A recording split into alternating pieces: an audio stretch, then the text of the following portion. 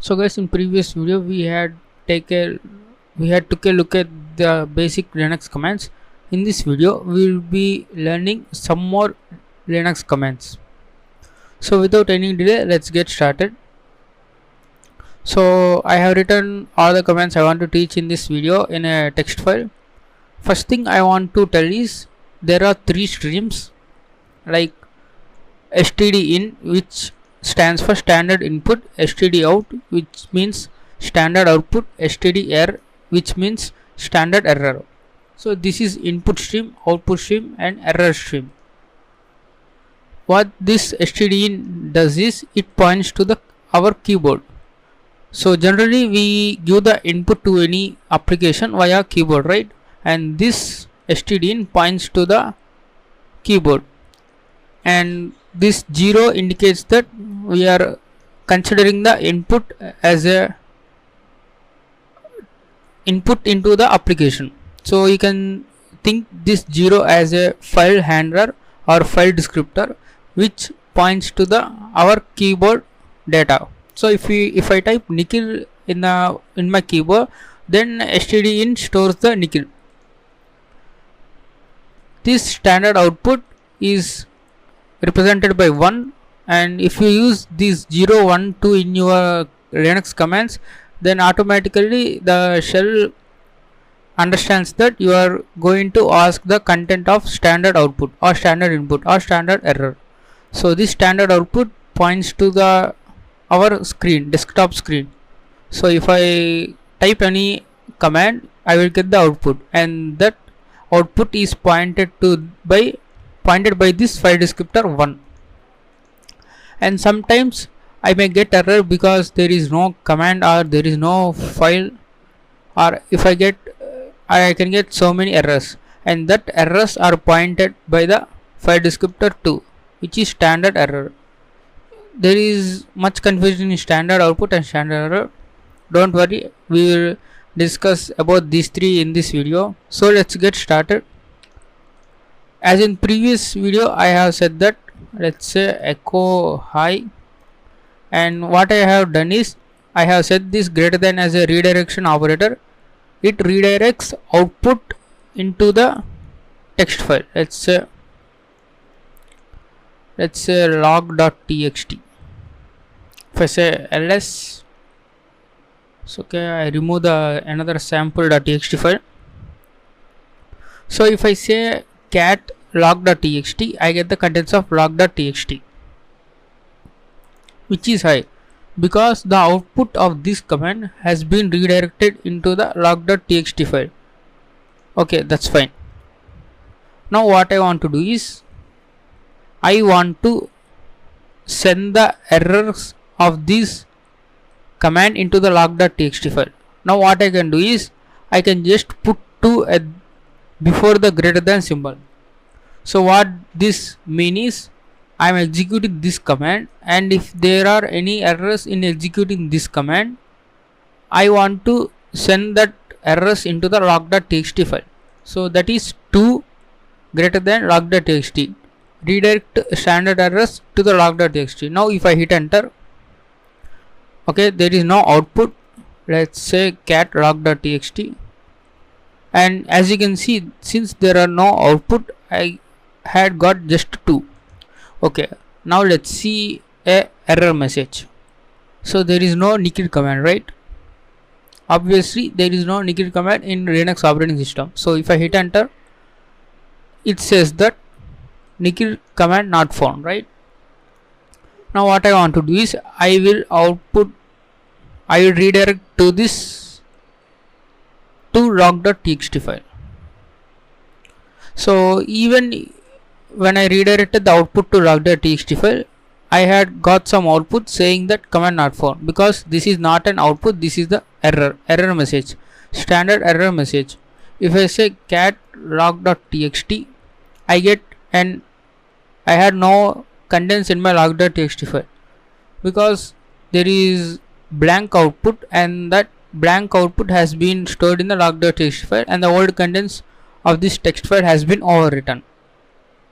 So one way to store this is using the the standard error descriptor. If I say 2 greater than log.txt, then if I hit enter, okay, there is nothing displayed because our error has been redirected to the log.txt file. If I say cat log.txt, now I have got the contents command not found. So this is my error message, and that error message has been stored in the log file. If I say cker2, okay, I say cker2 command, there is also no cker2 command. What I want to do is I want to append this error to the log.txt file. If I hit enter and I say cat log.txt, and my second error has been generated because there is no cker2 command in Linux systems, and that error message has been appended to my log.txt file. So previously there is cker command not found, and now the contents of log.txt file are cker2 command not found. So in this way we can simply generate the error messages and store them in a log file. Okay, now let's remove log.txt. Now what if I want to store both output and error in a text file? So what you want to do is say echo hello. First you need to send the output to the log.txt file, log text file, and afterwards you need to do is you need to say error, the standard error file descriptor, and you need to redirect to the &1. See, this &1 tells the output file descriptor, that means the path to the output, where is the path to where the output is going. So in our case the output is going into the log text file, and what I have done is I have said that I need my error messages to go into the path where the output is going. So output is going into the log.txt file. So after this command execution, my output of this command will redirect into the log.txt file, and if there are any error messages, those messages will also be directed into the log.txt file. Now if I press enter, so there is no output. Let's say cat log text file, and I can say hello. Because there is no error messages, I have got nothing in this log.txt file. I have got only the output, which is echo hello. Okay, now I want to tell you one more command, that is find command. So how you, in the previous video we had taken a look at how to find the commands using the locate command. If you pass locate and the file name, we got the path of that file name. So this find command also finds the path of the given file name, but the syntax is very different. What I want to say is find space and the directory I want to search in. If I want to search my whole computer, I just say slash, and I want to say type, I want to search for F minus type. F stands for search for the file type F, that means I want to search for file, not any folders, and I want to say name, and the name of the file I want to search, say log.txt. Now if I hit enter, okay, I stop this using the Ctrl Shift C. So there are so much finding going on. Okay, if I go top, these are our error messages. You can see the find proc 961 ns permission denied, because we are normal user and we are finding the file in some directories which we do not have access. That's why we got the permission denied. So these are our error messages.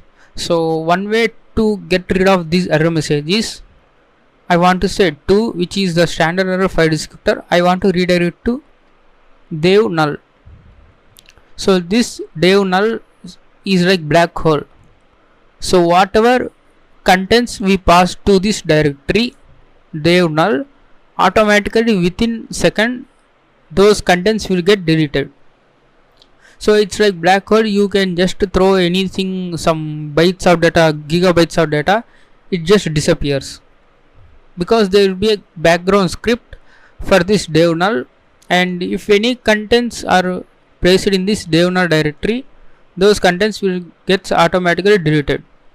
Okay, now what we are going to do is, we are going to find from the root directory, and the type I want to find is file type, file, and the name of the file is rock.txt, and I want the error messages go to this dev null, which is a black hole. And now if I hit enter, so we have got this home Nikki desktop rock.txt, and we did not get this large error output because all the error has been redirected to the dev null. So I want to type Ctrl+Shift+C, since we got the output, it's in home Nikki desktop rock.txt. Okay, this is one way to get rid of error messages. So let me clear the screen. So I hope you have got understood. If I say ls, if I say cat rock.txt, sorry, okay, there is hello. So another way to append both output and error is, you want to say hi, and what you want to do is ampersand greater than. This will store all the file descriptors into this rock.txt file. If I say cat rock.txt, I have the hi, and the hello is the previous contents of the file, and those contents have been overwritten. Okay, this is all you need to know about these redirections and input, output, and error streams. Now I want to say the pipe command. I have said this pipe command in the previous video, but again this is very important. Let's say ls hc pass wd. This is a file which is located in my system. I want to pipe it to ls. Now the contents or the output of this command will be taken as input of this command ls.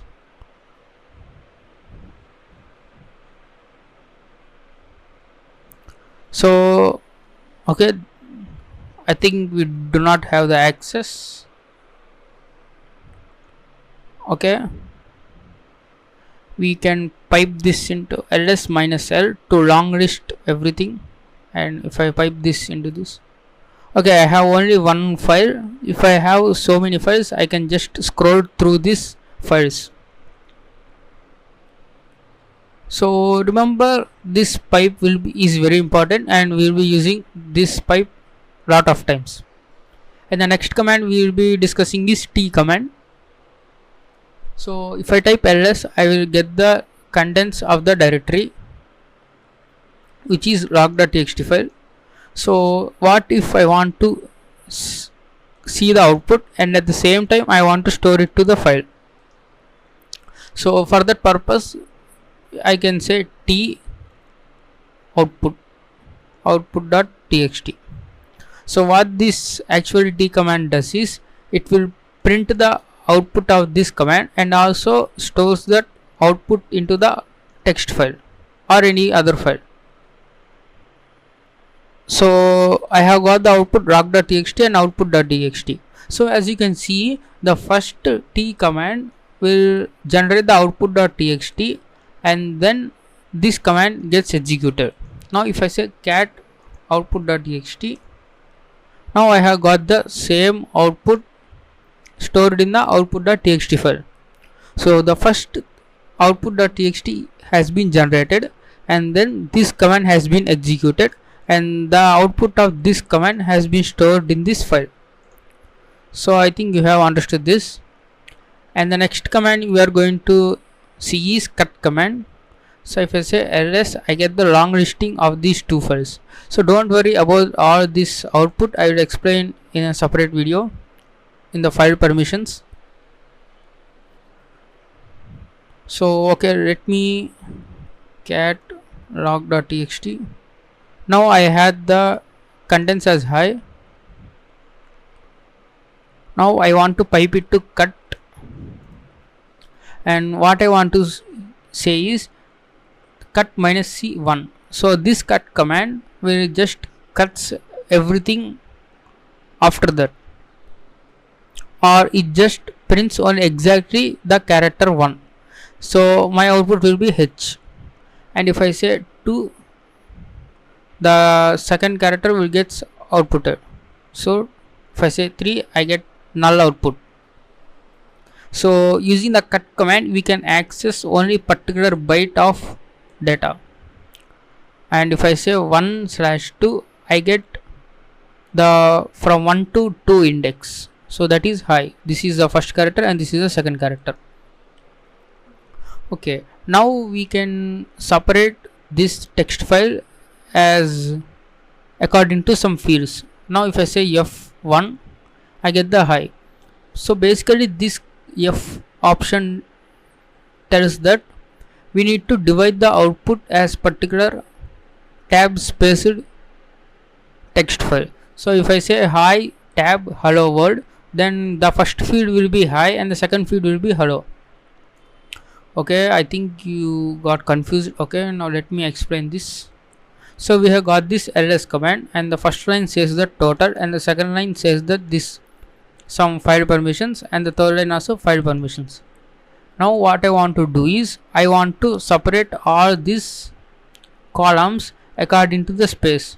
So what I want to get is this total, this all the first elements in these columns should be as first field, and all the second columns will be as second field, and the third columns as third field. So to get that, we need to use another option in the cut command, that is -d. So d stands for delimiter. Now I want to say space. So what this delimiter is doing is it will cut this output according to the space. So there is a space between total and 8. So it identifies that total is one field and 8 is one field. And in the same way, there are so many spaces in between these. So this permission, this contents are one field, and this one is one field, and this Nikki is one field, and this Nikki is another field, right? Based upon the space, the cut command will divides. Based on the delimiter, the cut command divides all the output into some fields. Now if I want to access the first field, I say -f1.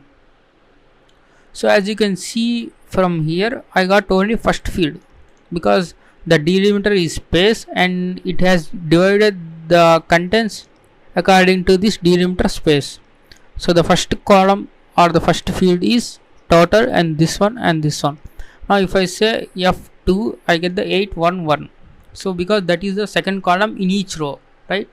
811. And if I say f3, I get the null and Nikki because there is no third column or character in the first line, right? If I say f3, I get the null, which is null, and Nikki. Now if I say 5, I get the null 319. Okay, I think there is some more space between that, or it has been considered as a null, because if it has 03, it might get printed. Okay, that's all about this cut command. You can cut according to the delimiter. And there is another command called head and tail.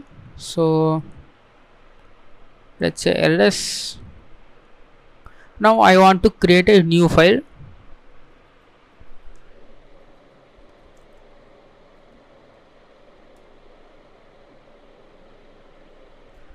Okay, first let me see the contents of log.txt. So there is only one line, right? So now what I want to do is I will write some more lines of contents into this log.txt file. Echo hello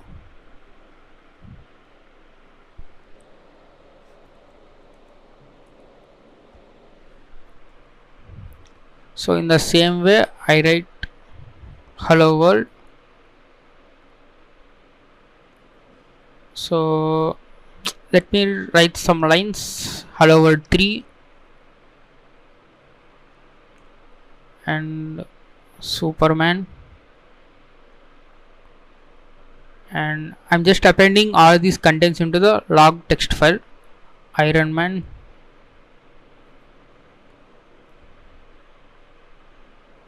and let's say Spider-Man. Okay, these lines, I think these are enough. Let me display the contents of log file. Now we have got these lines, and if you want to display the line numbers, you can say nl log.txt file, and it will display the line numbers, which we have the 7 lines in our log.txt file. Now what the head command does is, it will take the first n number of lines and it will display it.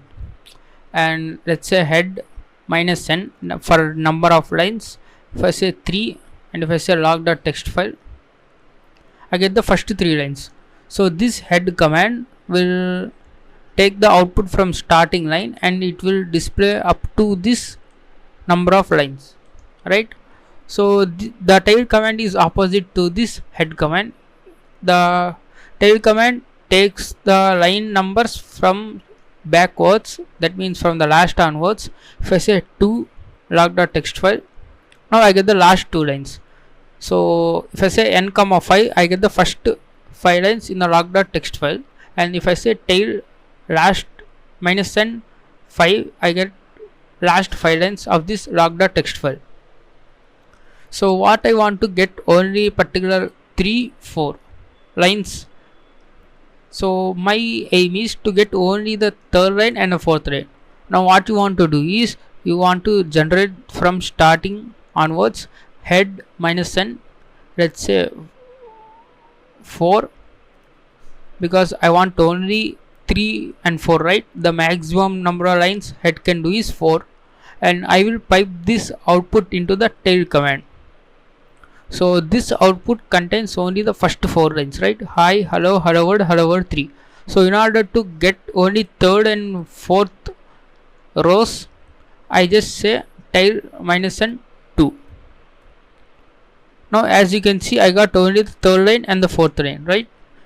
Now what I have done is, I will just recap once. First I have displayed the first 4 lines, and I have piped that output into the tail command. So the tail command looks only at these 4 lines, and in that 4 lines it will display the 2 lines from the ending. So the first 4 lines contains hi, hello, hello world 3, and these will be the input to the tail command. And the tail command always considers from the last, and we said that consider 2 lines. So from the last, in the sense this is the last line and this is the last but one line. So hello world and hello world 3 are being printed. So in this way you can get particular number of lines using the head combination of head and tail commands. So okay, we can sort these using the sort command. I say sort log.txt file. Now this contents of this log.txt file will gets sorted in the ascending order of their alphabets. So first one there is hello h, and all the words which starting with h are being arranged sorted one, and then the second character has been checked e, hello, and hello is the same. The hello is the least, the lowest one in the ascending order, and the word 3, and then hi. So these are sorted according to their ascending order of their alphabets, right? So you can also sort this in the reverse order by using -r option. As you can see, this output is exact opposite to this output because it's just reversing the sorted order. Now what you want to do is, you can pipe this into unique command. So what this unique command does is, when it checks two lines, and if the 2 lines are identical, it will remove the 1 line.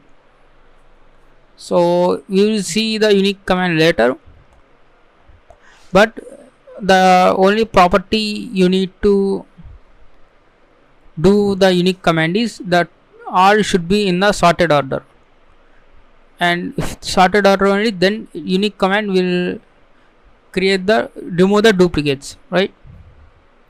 So the next command you want to do is wc command. Wc stands for word count. It will count the words in the file and it will returns the number of words. So the first one is the line number.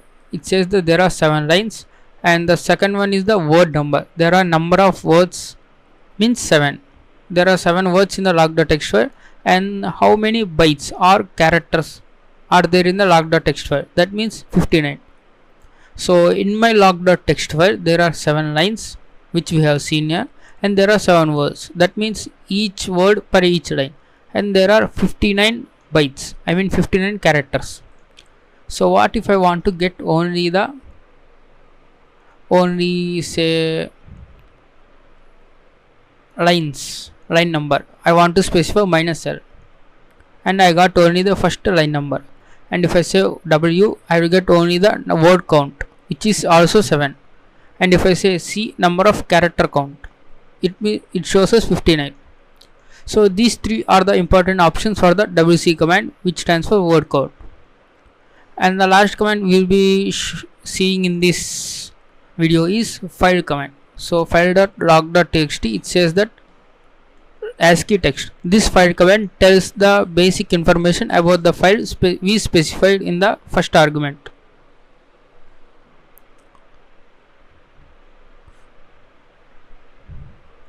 So guys, now we will be seeing the grep command. Now let's say cat log file. Now this grep command will matches the pattern given, and it will print only the line the pattern matches. So let's say grep.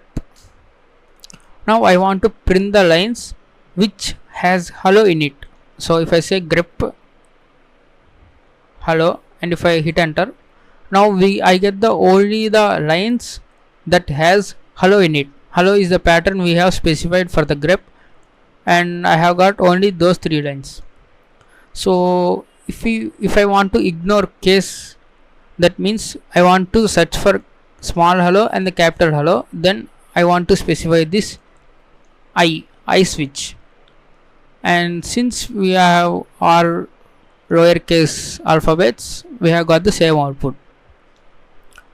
Now to inverse this matching, that means show me the lines except the lines with the hello word. If I hit enter, now I get the lines other than the lines that contains the hello word, hello.